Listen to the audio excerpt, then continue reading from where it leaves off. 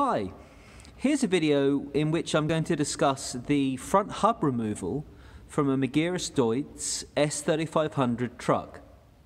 Now, this video is basically covering 3 specialist tools that you will need in order to remove the hub from this vehicle. Now, you may be a member of the Magirus Club of the Netherlands, and if you can get your vehicle to the clubhouse there, I would imagine they have specialist factory tools that enable you to take this hub off. However, if you are doing this job at home, your vehicle is immobilized, you're not able to get to the club, the idea is in this video I'm going to show you the 3 tools that you will need to get this hub off the truck and in a safe way and not damaging anything, and how you can make them. Now, I've reassembled this hub. This hub has gone on with, is back on with new bearings and new grease that you can see. And this is actually reassembled. But for the purpose of this video, I'm going to pretend that we need to take this hub off. And this is what you're presented with. The brakes have already been removed. And you're left with the hub, and you need to pull the hub. Now, for this, you're going to need quite a heavy-duty puller. There's a lot of pressure on this. You can't tap it off with a rubber hammer. It's on there tight because the bearings grip the shaft. It's an interference fit, and the bearings are very tight on the stub axle. So I have, through trial and error, developed a tool specially for this job, and it's a tool which you can make at home, and here it is on the floor. Now, it's made up of 4 pieces of steel. The steel is 50 millimeters wide and 5 millimeters thick, and you will need the 4 pieces, otherwise it will not be strong enough and it will bend. There's that much pressure taking the hub off. And the design of this is critical. Now, the bolts that I've used are M14, but you could use M12, would work just as well, but I used M14. Basically, this is designed to allow you to not damage the stub axle and use the existing front wheel bolts to pull the hub off. Now, you will need to put this recess into the back of the center of this tool. Otherwise, the ends where the wheel studs go through will not have enough clearance. So, the tool fits over the wheel nuts like this. Now, I think this demonstrates it very nicely, what I'm explaining here. So it sits like this. You then use the standard wheel nuts that you will have, and you tighten them on to these evenly.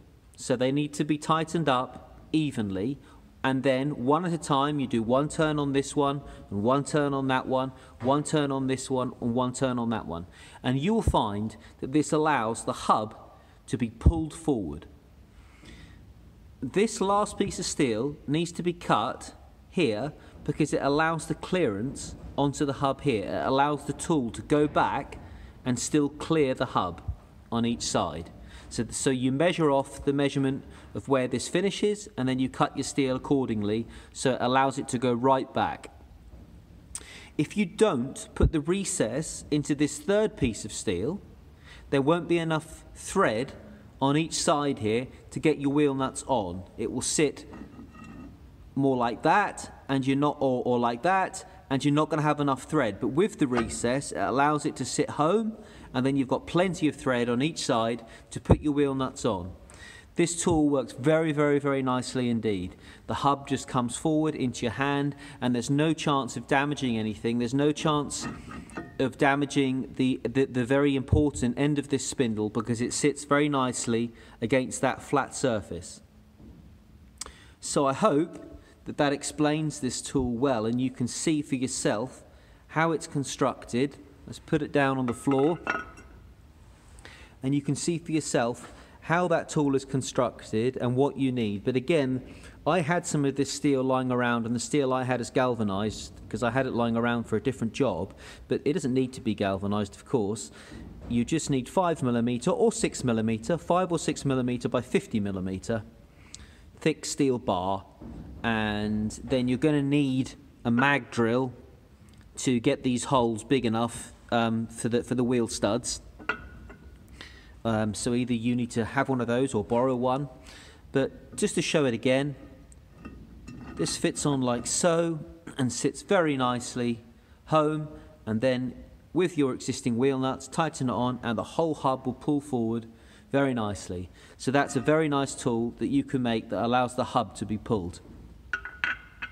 Once the hub's pulled, you will need two other tools to get the bearings off. And on this side, I've left it like this for now. This is again being reassembled, and this is a new bearing being put on there.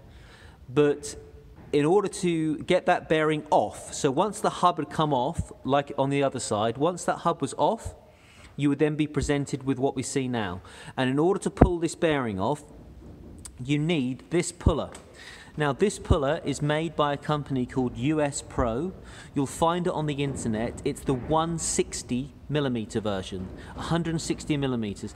It's 160 millimeters wide and it's 160 millimeters long. It needs to be that length or it won't be long enough. You will need to modify the arm slightly. This is a cheap tool. This is about 25 euros. It's not expensive. This is, I have two of these pullers. This is an arm that hasn't been modified, and this is the arm that I have modified.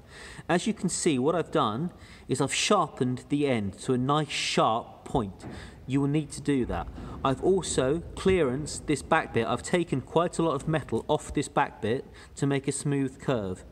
The reason for that is that when it sits on the bearing here, it needs to be sharp so you can drive it in behind the bearing. This back bit needs to be clearanced so there's no chance of damaging this, which is the grease catch. This is the grease catcher, and it catches any grease that gets by the seal at the back. If you don't clearance it, it hits into this, and it can't go in flush. But once it's clearanced, it does go in well. And so you sharpen the points, and then with the sharp end, you can tap it in on each side, and obviously it pulls on here. So this part here pulls on the center, and it allows that bearing to be pulled off very nicely without damaging anything. So let's just look at that tool again. Here it is. It's a US Pro 160mm puller, about 25 euros. And yeah, let's get those ends nice and sharp.